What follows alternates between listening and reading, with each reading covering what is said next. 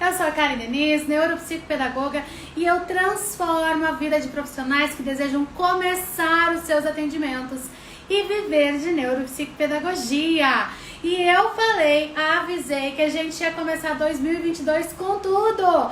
Por quê? Porque 2022 é o ano da neuropsicopedagogia. 2022 é o ano de você colocar a neuropsicopedagogia em ação, de você colocar a neuropsicopedagogia em prática, em movimento. Como as escolas aceitam a NeuroPP? Tá difícil eles aceitarem. Se você tem estratégia, planejamento e vai fazer a diferença para aquela escola, eu não tem motivo delas não te acolherem, de elas não te aceitarem, para você não conseguir fazer. Só que a gente tem que entender que nós somos profissionais, tá? Nós temos que ter profissionalismo. E o que o profissional tem? Ninguém chega numa instituição para oferecer um serviço sem um currículo, certo?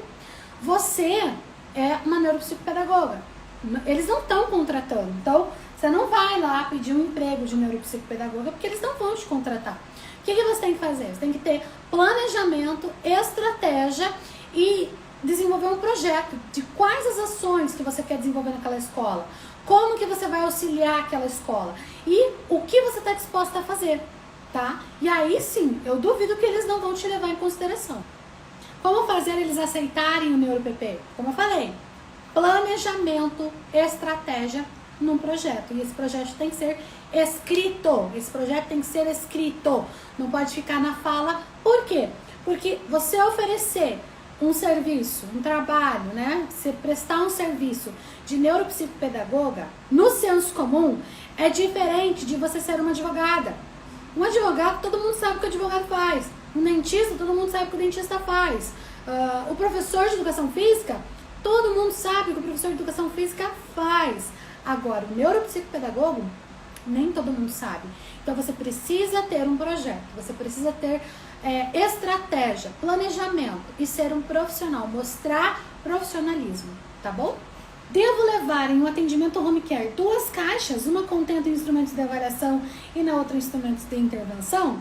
Depende. Você nunca vai fazer com o mesmo paciente avaliação e intervenção, nem no mesmo dia, nem na mesma semana. Por quê? Porque a avaliação é um processo, a intervenção é outro processo. Agora, se você tem vários pacientes ao longo do dia, como eu tinha uma caixa de avaliação, uma caixa de intervenção e eu tinha uma pasta com o plano de sessão de cada paciente, com o acompanhamento de cada paciente, para saber o que eu ia usar naquela sessão com cada paciente.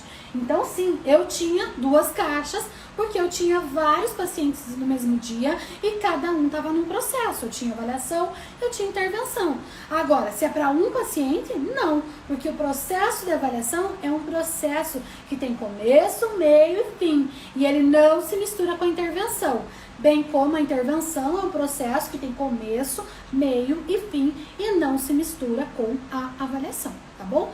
Mas se você vai atender mais de um paciente, eu tinha 2 caixas, porque pra mim era mais organizado. Aí eu tinha uma pasta, né? Uma pasta tipo fichário, assim, que eu tinha as pastinhas L, eu tinha uma pasta L pra cada paciente.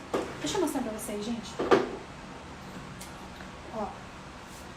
Só esse aqui não é o que eu tinha na época, tá? Esse aqui é novo, vocês podem ver. Mas eu tenho essas pastas L, ó. Eu uso cada cor para uma coisa, tá bom? Por exemplo, eu uso pasta L clarinha para documentos. Tudo que é documento aqui do consultório, documento, eu ponho nas pastinhas L, tá? O que é preto é o paciente que já está no processo de intervenção, tá bom? Por que eu coloco no preto? Porque já vai estar aqui tudo, né? As coisinhas dele e tal. Eu sei que preto pra mim é intervenção. Já estou no processo de intervenção, tá aqui. O azul é quando eu começo o processo de avaliação, tá? Então, eu tô com o paciente em avaliação, o documento dele vai estar aqui.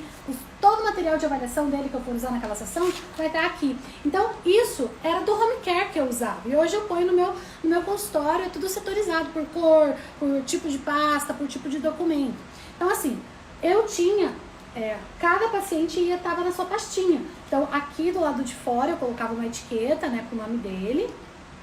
Aqui do lado de dentro estavam os documentos dele que eu ia usar, né? Às vezes um teste, às vezes uma atividade de intervenção. O plano dele, o plano de sessão dele, o planejamento total dele estava aqui.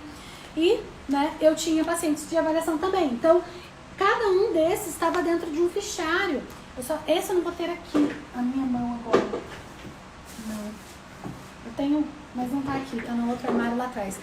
Sabe essas pastas que são separadas como se fossem o fichário mesmo? Arquivo, né? Eu esqueço o nome das pastas, gente. Para pasta eu sou perdida de nome. O que eu fazia? Eu colocava em ordem alfabética e daí, esse aqui é a pastinha da Luísa, esse aqui é a pastinha da Ana. Então, o Ana estava no A, junto com todos os As que eu ia atender, né, que eu tenho de atendimento. A Luísa vai estar no L e assim eu levava, tá? Assim eu levava os meus materiais. Então, eu tinha uma pasta fichário, uma pasta, também não vai estar aqui, uma pasta de plástico, com plásticos transparentes, com todos os documentos em branco que eu pudesse precisar, uma pasta arquivo, isso mesmo, sanfonada, é isso aí, gente. É isso aí, vocês estão entendendo. E essas pastinhas que eram os documentos do paciente. E mais as caixas. Então, era isso que eu levava no meu home care, tá? Era isso que eu levava no meu home care. Quais instrumentos qualitativos podemos usar no atendimento neuropsicopedagógico clínico? Qualquer instrumento adequado ao teu público-alvo, adequado à idade, né, daquele paciente, adequado às necessidades. E que a gente, né, que não sejam restritos a outros profissionais e que avaliem as habilidades, né, que são requisitos e pré-requisitos da aprendizagem. Você vai ter a tua estratégia, você vai montar o teu planejamento e aí você vai escolher os instrumentos que você vai utilizar, tá bom? Depende muito do teu objetivo, depende muito do teu planejamento, depende muito do teu bolso e depende muito da faixa etária, né? E quais instrumentos a gente tem disponível ali para cada faixa etária. Qual a importância do trabalho da NeuroPP na vida das pessoas? Gente, isso é uma live, né? Só com esse tema. Mas só para começar e poder dar uma resposta aqui, né, pra gente do NeuroPP Responde, qual a importância da neuropsicopedagogia na vida das pessoas? Qual é a importância da aprendizagem na vida das pessoas? Pense um pouquinho, reflita sobre isso. Qual é a importância da aprendizagem na vida das pessoas?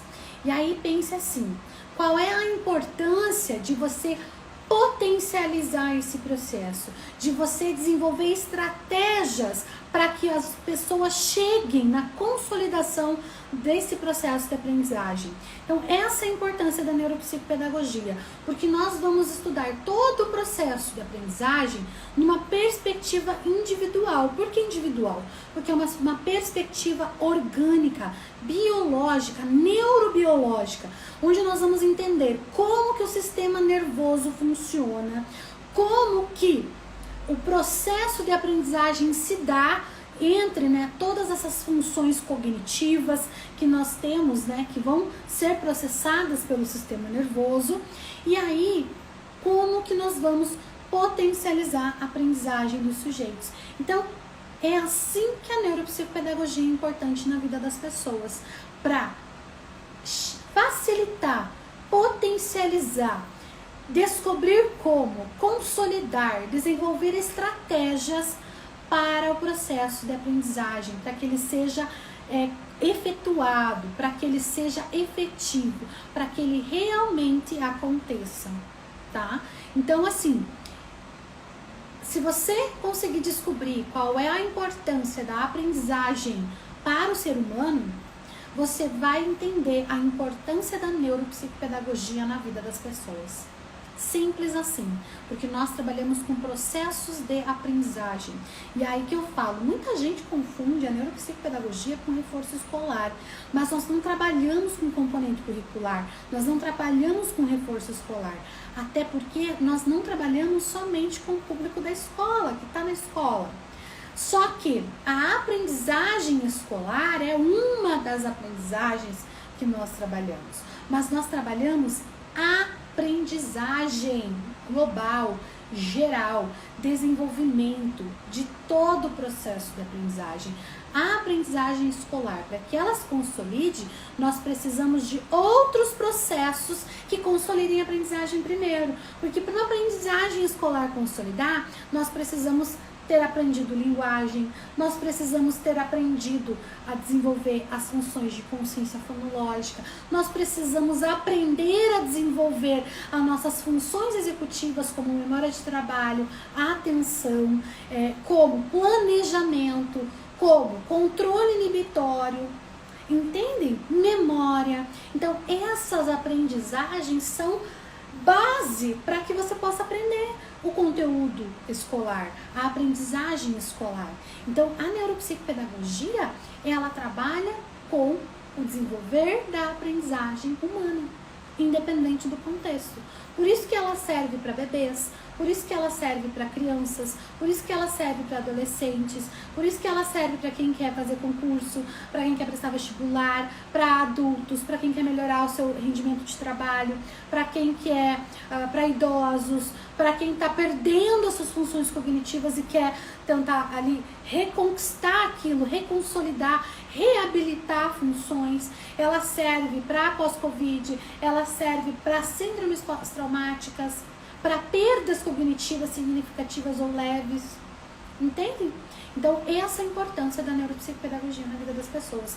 Proporcionar aprendizagem por meio de estratégia e desenvolvimento cognitivo.